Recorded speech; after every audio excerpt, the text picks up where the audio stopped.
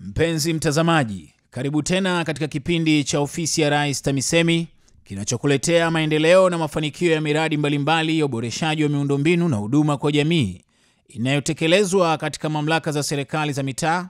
Katika kipindi kilichopita tulijionea jinsi ambavyo mradi wa uboreshaji na uimarishaji wa halmashauri za miji ULGSP ulivyoleta mabadiliko makubwa katika halmashauri ya manispaa ya Mpanda.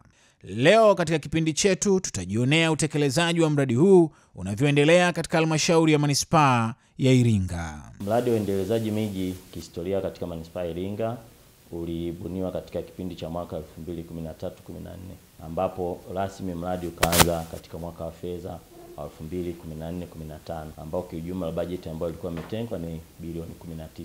Mpaka kufikia mwaka huu matumizi ya fedha kwa mradi wote ni shilingi bilioni 15.1.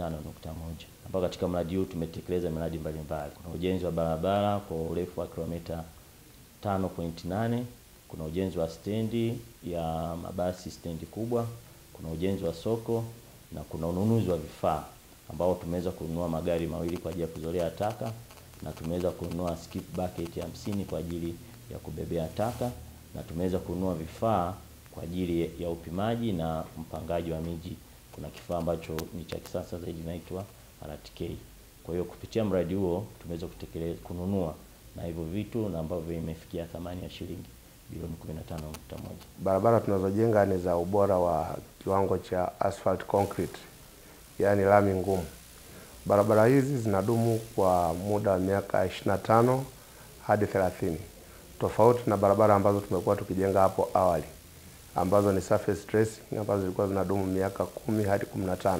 Barabara hizi pia katika barabara hizi pia tumeweka taa za barabarani ambazo zinatumia mwanga wa jua, na kwa kuweka taa za kutumia sola ni kwamba halmashauri inapunguza zile gharama za uendeshaji, kwa maana ya kwamba kama zingekuwa za umeme zingekuwa zinalipiwa umeme mara kwa mara, lakini ukishaweka taa ya sola na yenyewe ni miaka 10 hadi 15 ili uanze kureplace au matengenezo mapya yaanze. Uwezo wa barabara hizi yani asphalt concrete kwa sasa hivi ni tani 50, wakati zile za surface dressing zilikuwa tunazilimit hadi tani 10. Kwa hiyo ni barabara ambayo kwa mazingira ya mjini inaweza ikapita gari yoyote, tofauti na barabara tulizokuwa tunajenga siku za nyuma.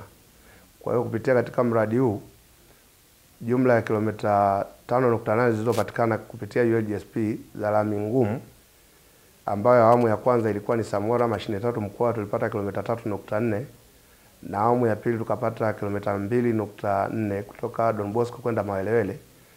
Zimeboresha mandhari ya mji, na kwa kweli kwa sasa hivi ukipita Iringa kama ni mtu aliyeondoka hapa miaka 5 iliyopita anaweza akapita akaona yuko mahali tofauti. Kwa kweli mradi huu umeweza kutusaidia sana.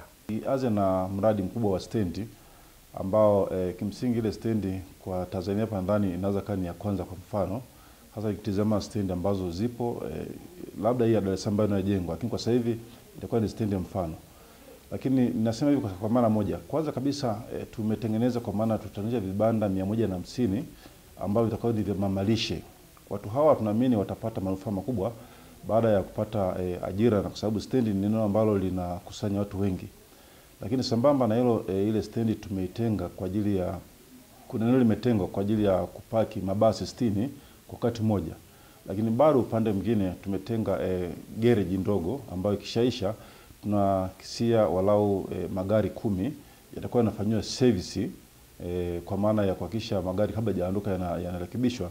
Lakini bado tunaamini kwenye hiyo garage kuna watu ambao watapata ajira ambao watafanya hiyo kazi. Kwa kimsingi kwa maana ya stendi ambayo tulikuwa nayo mara kwanza ilikuwa ni stendi ndogo sana ambayo mpaka sasa hivi tunaitumia hatakuwa kwanza ilikuwa open. Kwa hiyo kwa sababu ilikuwa open basi manispaa Iringa ilikuwa haipati chanzo cha mapato. Lakini kwa mfumo huu wa sasa ambao tumejenga ile stendi ya Igumbilo kwa kutumia programu hii ya ULGSP, tuna imani manispaa itakwenda kupata faida kubwa. Faida ya kwanza ni ile ambayo tulikuwa tupate kwenye stendi ya kwanza Kwa kuwa ile stendi sasa ina zuio, ina wigo, tunaamini basi kwa abiria ambaye atakuwa anasafiri basi atakuwa anaingia bure kwa sababu tiketi yake itakuwa ndo kibali. Lakini kwa abiria ambaye anakwenda aidha kufanya shughuli nyingine, tutakubaliana kwenye vikao walau atozwe gharama ndogo, hata shilingi 100, shilingi 200, ili kusudi halmashauri iweze kupata fedha. Kwa hiyo wakati tunakwenda kutekeleza hii miradi, tunaamini kabisa manispaa ya Iringa itakwenda kubadilika kwa kiwango kikubwa sana. Pia katika mwaka wa fedha 2017-18 halmashauri ya manispaa kupitia mradi wa UGSP inatekeleza mradi wa ujenzi wa soko la kisasa la Mlandege ambalo litakuwa ni la ghorofa. Ni soko ambalo litakuwa na vyumba kwa ajili ya huduma mbalimbali, maduka, supermarket, utakuwa vyumba 96 na supermarket 5. Katika ground floor kutakuwa na supermarket 3, first floor kutakuwa na supermarket 2 na katika ground floor kutakuwa na vizimba.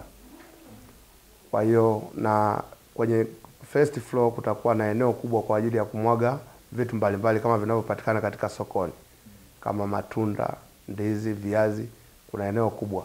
Kwa hiyo hili soko lina uwezo wa kuaccommodate wafanyabiashara 180 kwa wakati mmoja. Ujenzi wa hili soko umeanza tarehe 2 mwezi wa 3 2018 na unatarajiwa kukamilika tarehe 30 mwezi wa 9 2018. Soko tuliokuwa nalo sasa hivi ni soko ambalo limepitwa na wakati, ni soko ambalo lilijengwa miaka 1960, ni soko ambalo halikuzingatia viwango sababu kwa miaka hiyo lilikuwa na viwango, lakini kwa sasa hivi basi limeshapitwa na wakati.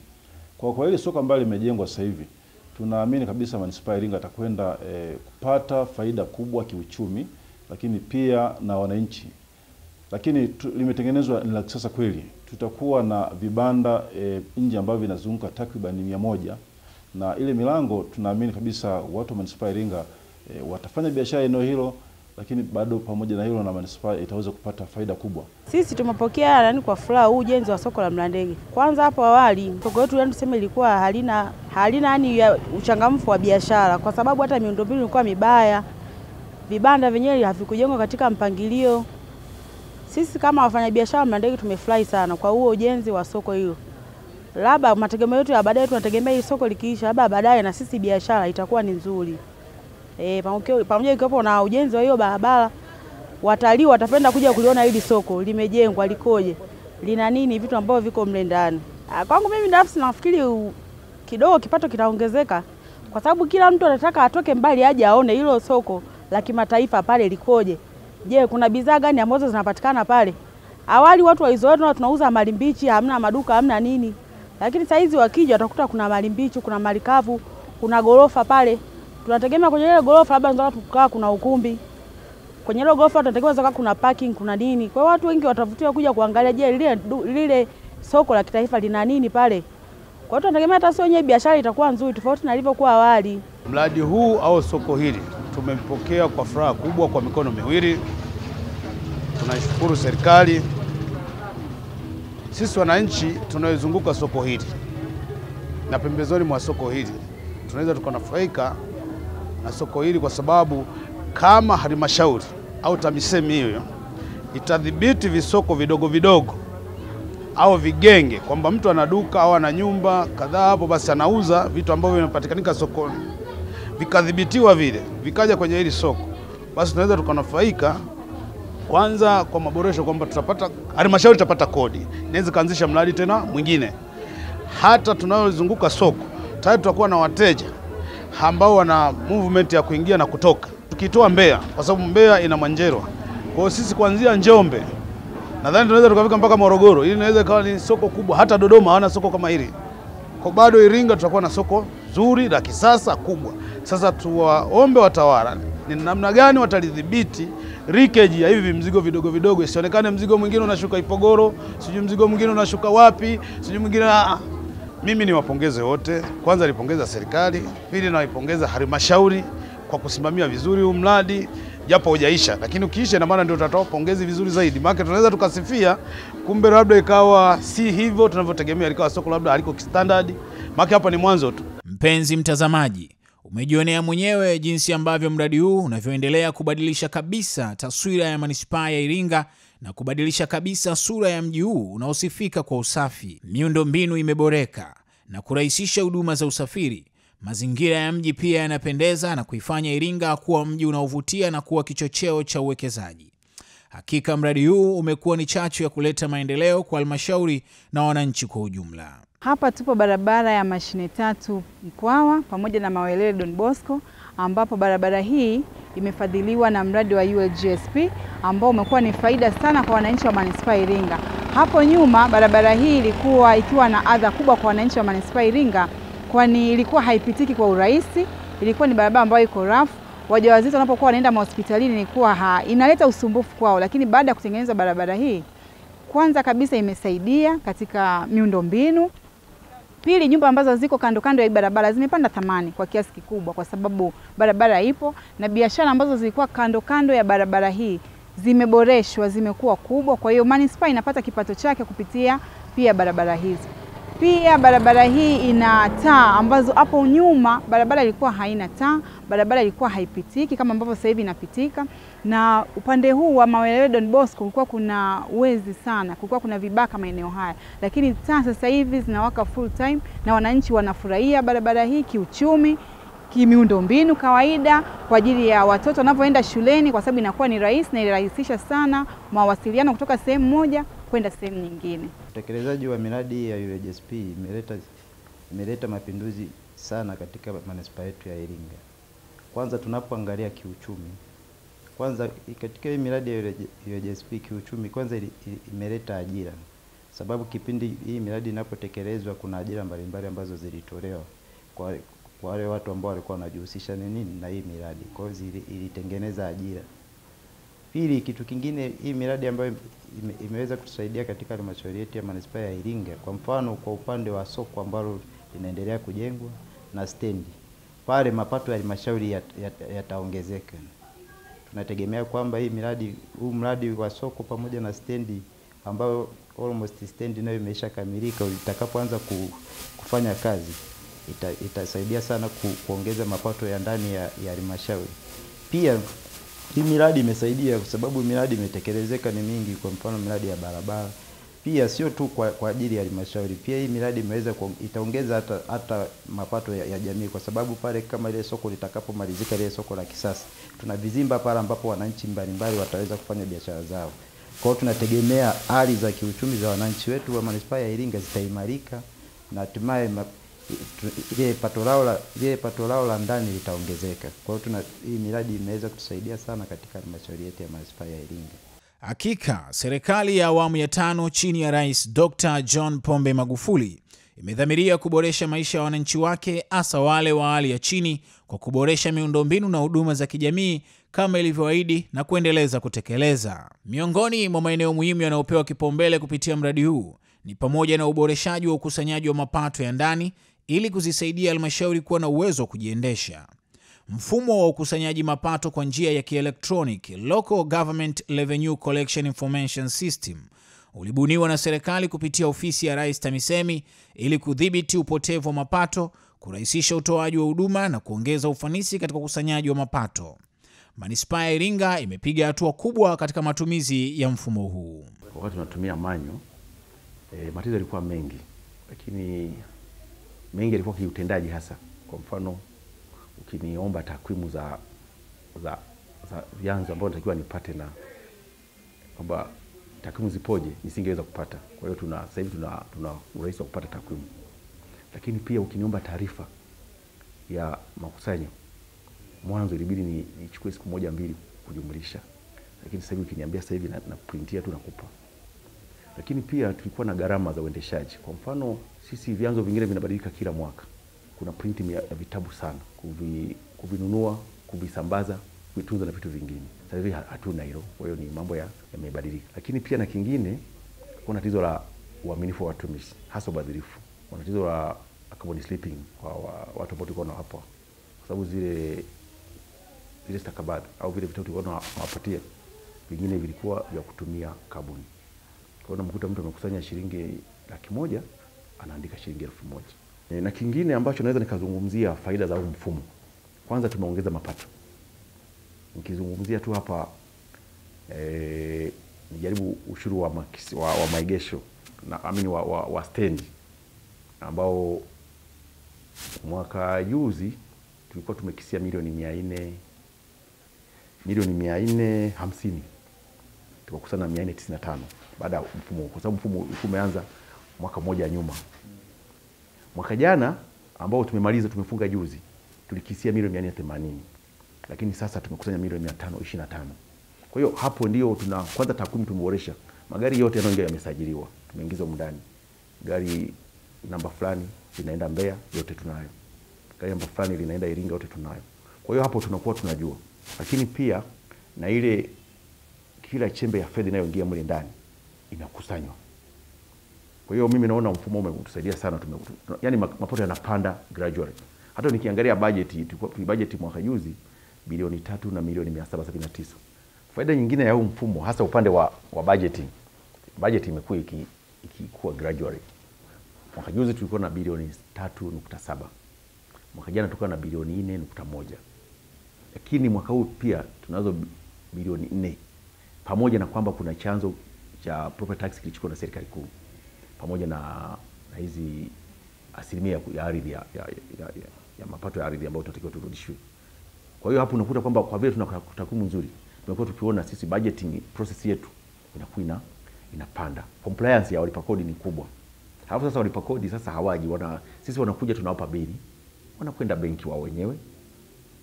Wanakuja hapa tunawapa receipt. Kwa hiyo hapo uhakika kwamba fedha wanaolipa inakwenda kwenye mikono salama, hakuna ubadhirifu. Haifiki kwa mtu mwingine. Moja kwa moja ni benki kwenye akaunti ya halmashauri. Sisi tunatoa receipt tu kwa vidhibiti ambavyo tunakuwa ametuletea huyo mlipa kodi. Nadhani hiyo faida iko kwenye ubadhirifu. Lakini pia imeongeza compliance. Kwa upande wangu mimi naona hii ya saizi ndio nzuri tofauti na mwanzo. Kwa sababu saizi tunaamini kwamba hela zinafika sehemu ambapo kuna stahili, tofauti na kipindi cha mwanzo. Hela zina kama shetani, unaweza ukapewa hela kwa namna nyingine ukaitumia kwa namna nyingine. Kwa hivyo saizi ndio vizuri. Mfumo wa electronic ndio mzuri zaidi.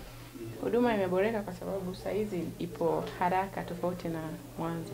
Mwanzo tunapanga sana foleni, lakini saizi unakuja tu unalipia unaendelea na shughuli zako tofauti na zamani. Kwa hiyo huduma saizi ndio nzuri zaidi. Maoni kwa serikali waendelee hivyo tu, waendelee kutuboreshea.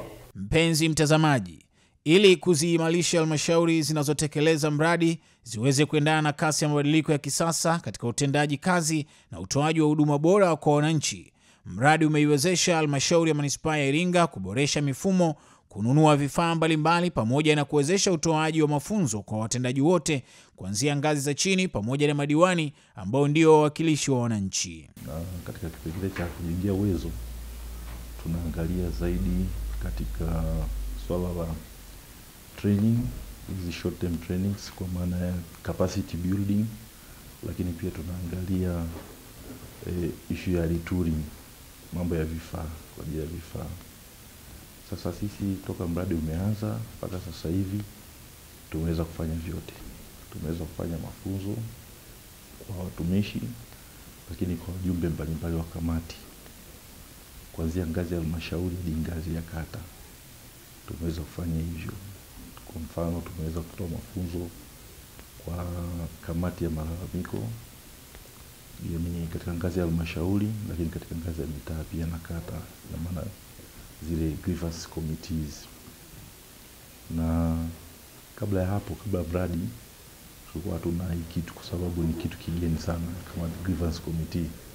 Tulikuwa tuna zile resolution committees zile kama mabaraza kata, lakini sasa hivi tuna hizi na zimekuwa msaada mkubwa sana katika kupata malalamiko. Tunapokea malalamiko aina yote yanayohusiana na mradi, lakini pia malalamiko mengine yote. Kule tumeweza kuweka dawati ya malalamiko kuanzia katika ngazi ya mtaa pamoja na rejista ya malalamiko. Watu wanapeleka malalamiko yao, yanashughulikiwa katika ngazi ya mtaa, shindikana katika ngazi ya kata, likiwa kubwa sana linafika katika ngazi ya halmashauri, kwa sababu katika ngazi ya halmashauri tuna kamati hiyo. Mpenzi mtazamaji, kupitia mradi huu halmashauri ya manispaa ya Iringa imeweza kuandaa mpango kabambe wa mji General Planning Scheme, ikiwa ni moja ya matakwa ya mradi kwa lengo la kuwa na mji wa kisasa uliopangwa na kuepuka ujenzi holela. Kweli kwamba mpango kabambe ndio chombo kinachosaidia kuongoza mji uweze kukua vipi, na hii mpango kabambe unatayarishwa ili kuwezesha matumizi ya ardhi yaendane na mahitaji ya jamii iliyopo kwenye eneo husika. Kwa hiyo mwaka 2014-15, mwaka 2013-14 ambapo mradi huu uliingia hapo kwenye halmashauri yetu, kazi moja wapo ilikuwa ni ya kutayarisha mpango kabambe ili kuwezesha mji huu uweze kukua kwa kufuata mpango kutokana na mahitaji ya sasa. Na mpango huu ambao umetayarishwa ni wa muda wa miaka 20 ambao kuanzia mwaka 2015 mpaka 2035. Katika hatua za kutayarisha huu mpango ulizingatia miongozo ya Wizara ya Ardhi pamoja na sheria ya mipango miji ya mwaka 2007. Kwa hiyo zilitengenezwa timu mbalimbali. Kwanza kwenye timu ya wataalamu, kaja baada ya kuandaa timu ya wataalamu kaendelea hasa mbele kuanza hasa kufahamisha wadau mbalimbali ambao waliweza kuwezesha kutoa taarifa muhimu na kutoa maoni yao katika kutayarisha huu mpango kabambe. Kwa hiyo mchakato huu imeendelea kwa kushirikisha jamii kwa ujumla ili kuhakikisha kwamba mpango unaotayarishwa unatokana na wananchi na mahitaji yaliyopo kwa sasa na baada mpaka na hadi miaka hiyo 20 itakapokuwa imepita. Bahati nzuri tumefanya mchakato mzima wa kutayarisha master plan. Tumeshirikiana na Wizara ya Ardhi, na kikubwa sana katika halmashauri yetu sisi tumetumia wataalamu wa ndani. Hatukumia hawa wataalamu wa consultants, hawa wataalamu wanaokuja kutusaidia. Tumetumia sisi wenyewe pamoja na uchache wetu wa wataalamu wa mpango miji katika halmashauri yetu ambao tulikuwa walikuwepo wataalamu wawili tu, lakini tumejitahidi kushirikiana na wataalamu wa wizara kupata maoni yao na kutuongoza na sisi kuongeza bidii katika kutumia taaluma yetu kuhakikisha kwamba tunatayarisha huu mpango kabambe au master plan. Na mpaka mwaka jana mwezi Juni, baada ya kuwa mchakato yote imekamilika, ndo mpango huu ukawa umeidhinishwa na kuzinduliwa na Mheshimiwa Waziri mwenye dhamana ya ardhi, Mheshimiwa Lukuvi. Faida kubwa ni kuhakikisha kama makazi holela sasa katika mji wetu hayapo tena. Mji wetu tumeutenga katika kuna miji mikubwa, tunategemea miji mitatu itakuwa katika kipindi cha miaka 20. Sasa towns ambazo tutakuwa na Nduli kule, kuna Mkoga na Igumbiro. Maeneo ambayo tunategemea hasa wananchi watakuwa wanapumua wanaenda kujenga kule ili kuondoa msongamano kati ya mji. Kuanzishwa kwa kitengo cha GIS, Geographical Information System Unit, katika halmashauri ya Iringa kinachohusu ukusanyaji wa taarifa za kijiografia kumeleta mafanikio makubwa sana katika kusaidia idara mbalimbali katika upatikanaji wa taarifa na takwimu muhimu, na hasa kuwa na kanzi data inayotambua walipa kodi wote. Mradi huu katika kitengo cha GIS umetusaidia vitu vingi. Cha kwanza ni ununuzi wa vifaa katika kitengo cha GIS. Kwa mwaka wa fedha uliopita tulifanikiwa kupata kifaa kinaitwa GPS, RTK GPS, ambayo ni aina ya Stonex, ambayo imetusaidia katika uwezeshaji wa kukusanya data na upimaji wa viwanja.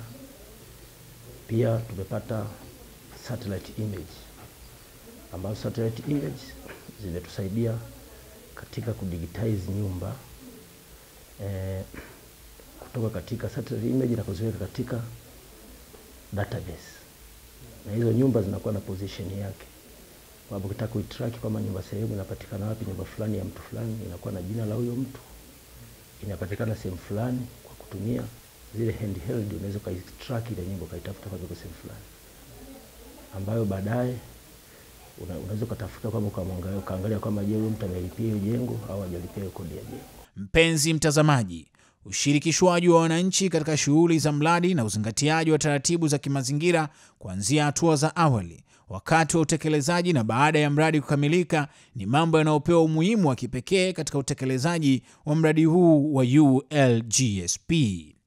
Wananchi ndio wanufaikaji wakuu na wengine huathirika kutokana na maeneo yao kupitiwa na mradi. Hivyo ni lazima washiriki kamilifu ili kuuelewa mradi na kufahamu vizuri, ili washiriki katika kulinda na kutunza miundombinu inayojengwa. Shirikishwaji ndio kini na kinatengeneza jamii kuona kama miradi ile ni mali ya kwao. jamii tuliweza, kabla mradi haujaanza, katika miradi yetu yote tulifanya mikutano ya hadhara sehemu ambapo tu miradi itaenda kupita. Jamii iliweza kuainisha baadhi ya mambo ya msingi katika ile miradi, tukianzia hasa miradi ya soko. Jamii, kwa sababu bado sehemu tunazojenga soko kulikuwa na soko na walikuwa wanaendelea kufanya kazi mazingira yale.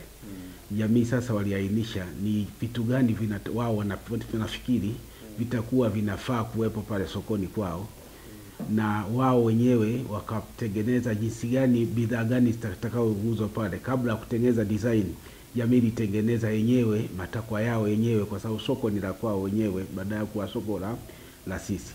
Katika miradi ya barabara, jamii iliweza kutusaidia kuainisha historia ya sehemu ile kwanza ilivyo, na jamii yenyewe uwia, na baadhi ya sehemu ilikuwa nafanyia biashara vibanda njiani. Jamii ilikuwa tayari yenyewe kutoa vibanda vyao ili barabara iweze kujengwa bila gharama yoyote. Kwenye miradi ya stendi, jamii yenyewe iliweza kupeleka mapendekezo, ni sehemu gani wao wanafikiri wakikaa kama jamii inaweza ikawasaidia wao kutengeneza shughuli zao na wakaendelea kurudi kama msingi wao walivyokuwepo. Kwa jamii zilifanya hiyo na waitengeneza mihutasari, baada ya kutengeneza mihutasari sasa jamii iliweza kukubaliana kwamba na kupendekeza sehemu ya kupita barabara, kwamba wao wanafikiri ipite hapa kabla ya mhandisi kwanza kuchora michoro. Taratibu za kimazingira zilifuatwa jinsi ambavyo zinavyoelekezwa na sheria ya mazingira ya mwaka 2004. Na tukianza na mradi wa barabara ambao umekamilika kwa asilimia kubwa, ambapo imeanza kabla ya zile ambazo zijaanza. Mradi huu ulifanywa tathmini ya kimazingira na ilipata certificate. Na certificate yake tulipata mwezi wa 10 mwaka 2016. Na hii ilifanyika kukava kipande chote cha barabara kitakachofanyika, kwa maana ya kwamba tuna zaidi ya kilomita 12.1. Kwa hiyo kwa vyovyote vile tutakavyotekeleza ndani ya mradi huu tutaweza kukidhi hivyo vigezo. Kwa hiyo barabara yote ilikaguliwa na kufanywa hiyo hatua. Athari zilizojitokeza ni za kawaida. Kwa mfano, kwenye barabara, kwa sababu barabara ile ilikuwa katikati kabisa ya makazi ya watu, hasa maeneo ya Frelimo na Don Bosco, ni katikati makazi ya watu kabisa. Kwa hiyo lazima wanapofanya zile kazi, tatizo kubwa la kwanza linakuwa ni vumbi, lakini tuliweza kudhibiti kwa asilimia kubwa, kwa sababu mkandarasi alileta shedo yake ya jinsi atakavyokuwa anadhibiti ile vumbi, hasa kwa kumwaga maji, na aliweza kuifanya hiyo kwamba at least kwa siku anamwaga mara 2 asubuhi na jioni, na anapunguza ile athari ya vumbi ambayo ilikuwa inaenda moja kwa moja kwenye makazi ya wananchi. Mpenzi mtazamaji, kwa hakika mradi huu wa uboreshaji wa halmashauri za miji, Urban Local Government Strengthening Program, utaleta mafanikio makubwa katika halmashauri ya Iringa pamoja na halmashauri nyingine zinazotekeleza mradi huu. Ni jukumu la halmashauri kuhakikisha miradi inatunzwa na wananchi wanashiriki kamilifu katika kulinda kutunza miradi hii inayojengwa kwa gharama kubwa. Wito wangu kwa ujumla kwa wananchi wa manispaa Iringa, kwa sababu hii miradi imekuja kwa ajili yetu. Kwa sisi kama wananchi wa manispaa Iringa, tunapaswa kabisa kila mmoja aitazame miradi kwa karibu na aweze kuitunza, kwa sababu tutakavyoitunza itakayotusaidia zaidi kutetea maendeleo yetu kwa ujumla. Kwa watumishi wenzangu, naomba tuendelee tupange sasa mikakati jinsi gani ya kuweza kuifanyia maintenance kwa kupitia kwa sera zetu za ndani za sera za maintenance wa miradi mbalimbali. So mradi ukishakabidhiwa manaki ni mali yetu, kwamba wafadhili wametufadhili, kwa sasa sisi kama management tutatenga fedha na kufanya marekebisho madogo ili miradi iweze kuendelea kudumu. Kipekee kwa niaba ya manispaa ya Iringa, nitoe shukrani kubwa kwa serikali ya Jamhuri ya Muungano wa Tanzania ambayo kimsingi ndio wanaofadhili miradi hii, lakini walitaji wakubwa fedha hizi ambao ni Benki ya Dunia. Na wenyewe pia ninawashukuru sana, lakini sambamba na hilo tumekuwa tukishiriki miradi vizuri, lakini kwa kuhakikisha kwamba tunatekeleza vile vigezo ambavyo watu wa Benki ya Dunia wanavihitaji. Kwa bado niendelee kuwashukuru sana wananchi ambao pia na wao wamekuwa wakisikiliza na kutekeleza yale ambayo Benki ya Dunia wanahitaji, kwa sababu naamini nisipowashukuru wananchi pengine tunaweza tukakosa maksi na hatimaye tukakosa miradi hii. Kwa kwenye mradi huu wa ULGSP wanataka kupewa shukrani ni wengi, na wananchi pia wana nafasi yao, serikali pamoja na Benki ya Dunia. Lakini kipekee mkurugenzi wa manispaa ya Iringa pamoja na timu nzima ya management bila kwa sababu baraza la madiwani kwa kusimamia miradi hii vizuri, na ndio maana mpaka sasa Benki ya Dunia inaendelea kutupatia fedha ili tuendelee kuendeleza miradi hii katika manispaa yetu ya Iringa. Mpenzi mtazamaji, umejionea mwenyewe jinsi ambavyo serikali kupitia ofisi ya Rais TAMISEMI inavyofanya jitihada za dhati katika kuibua miradi inayosaidia kuboresha miundombinu na huduma za kijamii katika halmashauri mbalimbali nchini. Leo tumeiangazia halmashauri ya manispaa ya Iringa na kujionea kazi kubwa iliyofanyika kupitia mradi huu wa ULGSP. Jukumu kubwa linabaki kwetu wananchi, tuitunze miradi hii kwa ajili yetu na vizazi vijavyo. Endelea kuungana nami katika kipindi kijacho tutakapoangalia utekelezaji wa mradi huu katika halmashauri ya manispaa ya Tabora. Mpaka wakati mwingine, kwa heri.